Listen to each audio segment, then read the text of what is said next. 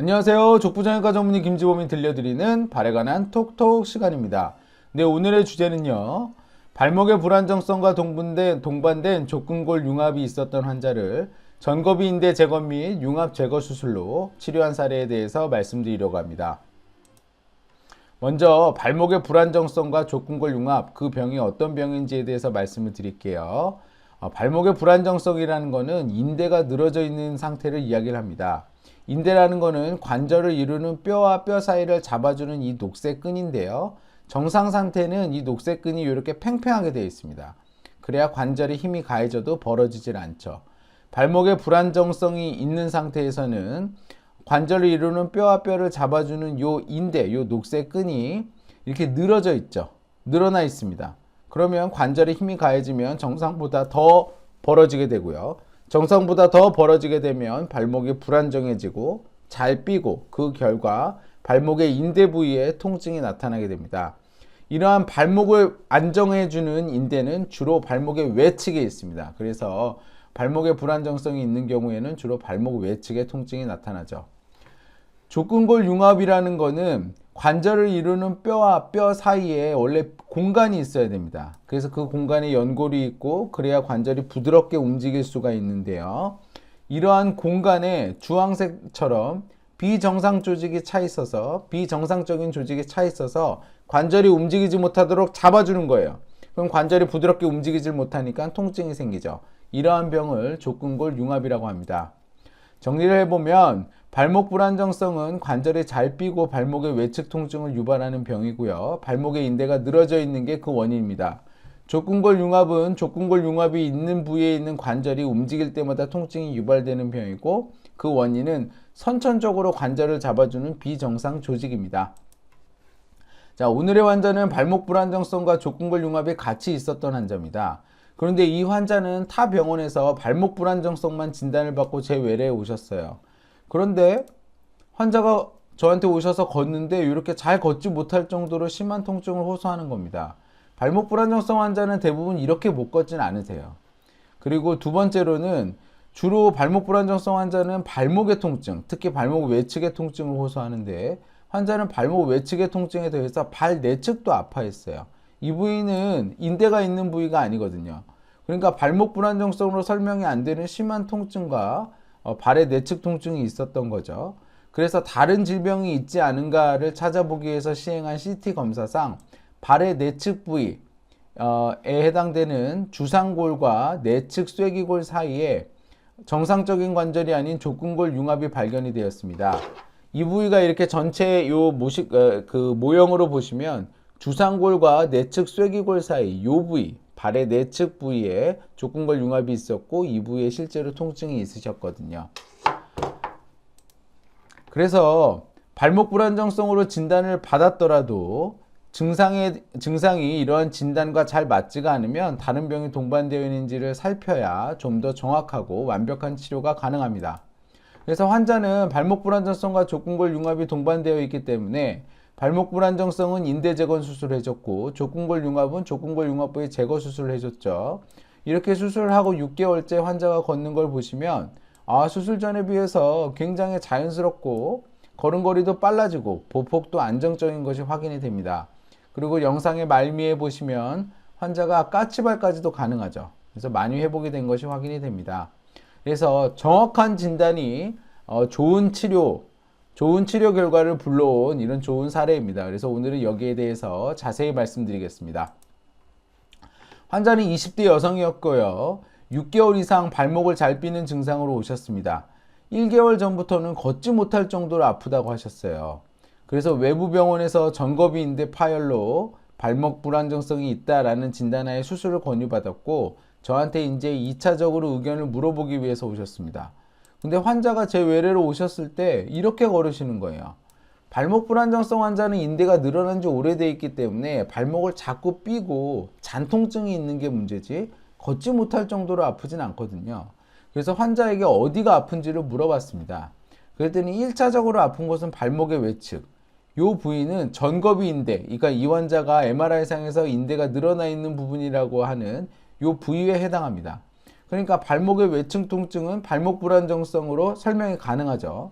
근데 발의 내측도 많이 아프다는 거예요. 이 부위는 인대 부위가 아니거든요. 그래서 통증도 심하고 통증의 부위도 발목 불안정성으로 설명이 안 되는 부분이 있어서 CT 검사를 추가로 했더니 발의 내측 부위에 족근골 융합이 있는 게 확인이 됐습니다. 그래서 발의 내측 부위 주상골과 내측 쇄골 사이 이 관절에 족근골 융합이 있는 게 확인이 됐고요. 이걸 보고 다시 MRI를 봤더니 이렇게 MRI 상에서 그 관절이 있는 부위에 뼈에 멍이 들어있는 게 확인이 됐습니다. 그래서 이 족근골 융합도 지금 환자분의 증상에 영향을 주고 있겠구나 라고 판단을 할 수 있었습니다. 그래서 이 환자는 발목 불안정성으로 설명이 어려운 심한 통증 및 발 내측 통증에 대해서 추가 검사를 통해 족근골 융합 부위를 발견을 했고요. 이제 설명이 다 되고 진단도 확실해졌고 환자는 6개월 이상 발목이 불안정한 걸 느끼면서 걷지 못할 정도로 지금 심한 통증이 있었기 때문에 환자분한테는 수술을 권유했습니다. 발목의 불안정성과 내측 족근골 융합 수술 어떻게 하는지 말씀을 드릴게요. 발목의 불안정성의 그 원인은 늘어진 인대라고 말씀을 드렸잖아요. 그래서 이 빨간 실이 달린 하얀 나사를 이용을 해서 이 늘어진 인대를 팽팽하게 당겨서 다시 뼈에 붙여주는 수술을 합니다. 그럼 이렇게 팽팽하게 당겨주면 수술 후에 관절에 힘이 가해져도 관절이 벌어지지 않으니까 관절이 안정적이게 되고 통증도 없어지게 되죠. 근데 이렇게 실이 달린 나사가 금속 재질인 경우에는 엑스레이상에서 이렇게 보이고요. 실이 달린 나사는 작고 뼈 안에 묻혀 있기 때문에 제거할 필요가 없습니다. 족근골 융합 부위는 관절의 일부분이 움직이지 않도록 비정상 조직으로 붙어 있는 거라고 말씀을 드렸잖아요. 그래서 이 비정상 조직을 긁어내면 됩니다. 그래서 50% 미만이면 대부분 절제 수술을 하는데요. 이 환자는 30% 정도 붙어 있었어요. 이 전체 관절에 이 부위가 한 30% 정도 됐습니다. 그래서 이 부위를 이렇게 긁어내는 수술로 마무리를 했죠. 만약에 50% 이상 붙어 있으면 50% 이상을 긁어내면 관절이 제 역할을 못하기 때문에 아예 그 관절을 없애는, 굳히는 수술을 하게 되는데 이 환자는 거기에는 해당이 되지는 않았습니다.